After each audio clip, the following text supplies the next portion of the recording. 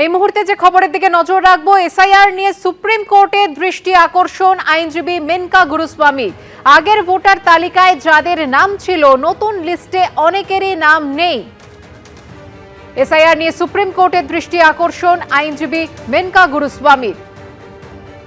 যেমনটা জানানো হয়েছে যে আগের ভোটার তালিকায় যাদের নাম ছিল, নতুন লিস্টে অনেকেরই নাম নেই, এমনটাই সওয়াল করেছেন তিনি সুপ্রিম কোর্টে।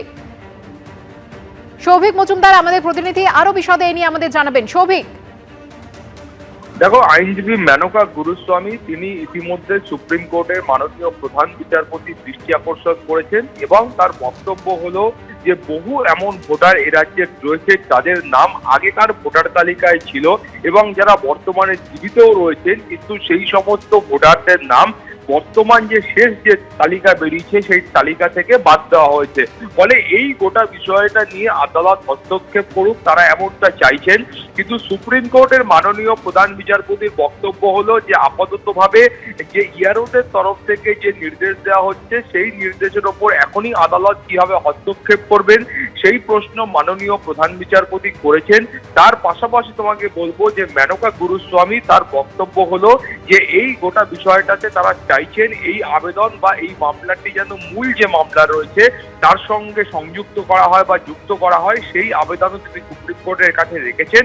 কিন্তু আপাততভাবে আজকের ক্ষেত্রে আজকের এই আবেদনের প্রেক্ষিতে সুপ্রিম কোর্ট কোনোভাবে হস্তক্ষেপ করেনি। তুমি জানো যে এসআইআর সংক্রান্ত মূল যে মামলা রয়েছে সেই মামলার শুনানি কিন্তু আগামীকাল রয়েছে এবং মাননীয় প্রধান বিচারপতির বেঞ্চেই সেই মামলা হবে। ফলে সেই মামলাতেই তুমি জানো যে ইতিমধ্যে সুপ্রিম কোর্টের তরফ থেকে একাধিক নির্দেশ দেওয়া হয়েছে গোটা এসআইআর এর প্রক্রিয়া নির্ভুলভাবে এবং সময়ের মধ্যে শেষ করার জন্য পশ্চিমবঙ্গের বিচার বিভাগকে এক্ষেত্রে নিয়োগ করা হয়েছে এবং এখন মাননীয় বিচারক যারা রয়েছেন তারা কিন্তু এই গোটা শুনানির যে পর্ব রয়েছেন সেইটা সংগঠিত করছেন। ফলে সেই কাজের অগ্রগতি কতটা হলো বা সেখানে করতে গিয়ে কোনো সুবিধা অসুবিধা কি পর্যায়ে এগোচ্ছে, বিচারকরা যে মাননীয় বিচারকরা এসআইআর এর সঙ্গে যুক্ত রয়েছেন তারা কোনো অসুবিধার সম্মুখীন হচ্ছেন কিনা এবং কলকাতা হাইকোর্টকে যে দায়িত্ব দেওয়া হয়েছিল মাননীয় প্রধান বিচারপতিকে, সেক্ষেত্রে কলকাতা হাইকোর্টেরও কি বক্তব্য আছে, সেই গোটা বিষয়টা নিয়ে কিন্তু আগামীকাল শুনানি হবে।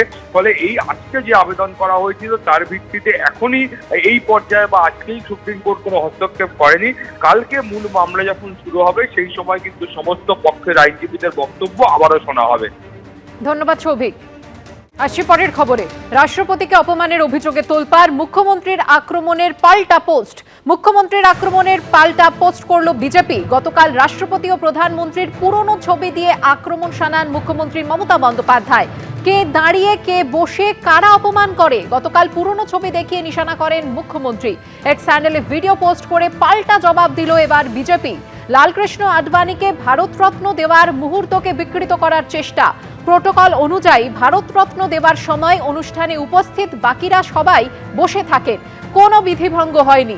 সস্তার রাজনীতি তৃণমূলের।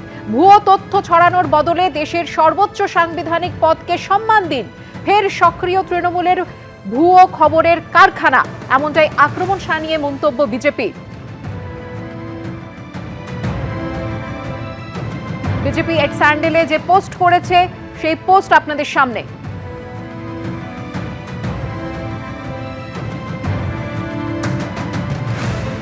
মুখ্যমন্ত্রীর আক্রমণের পাল্টা পোস্ট বিজেপির। গতকাল রাষ্ট্রপতি ও প্রধানমন্ত্রীর পুরনো ছবি দিয়ে আক্রমণ শানান মুখ্যমন্ত্রী মমতা বন্দ্যোপাধ্যায়।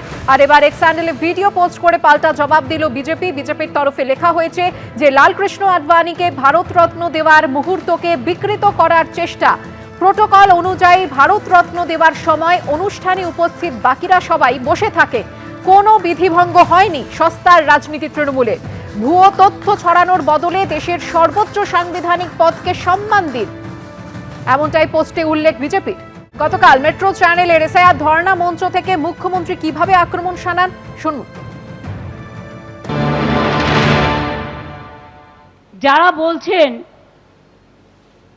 বিশেষ করে মাননীয় প্রধানমন্ত্রীজি, এইটা আপনার জন্য, আপনি মাননীয় রাষ্ট্রপতি একজন মহিলা এবং ট্রাইবেল লিডার, তাকে সম্মান দেন?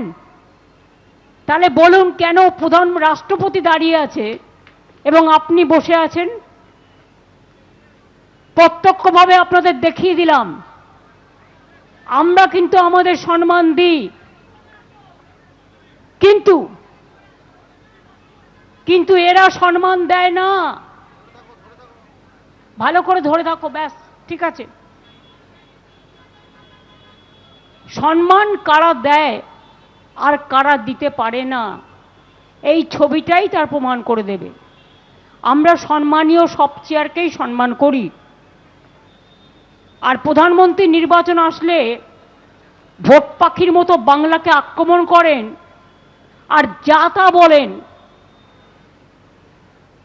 মিতালি বাগ তো ঠিক বলেছে, ভোটের আগে মনে পড়ে বাউরি, বাগদি, লোধা, সবর, মুন্ডা, সাঁওতালি, যে কোনো ভাষার কথা, মতুয়া, রাজবংশী, কামতাপুরী, হিন্দিভাষী, কারো কথা মনে পড়ে? মনে পড়ে না। এবিপি আনন্দ, এগিয়ে থাকে, এগিয়ে রাখে।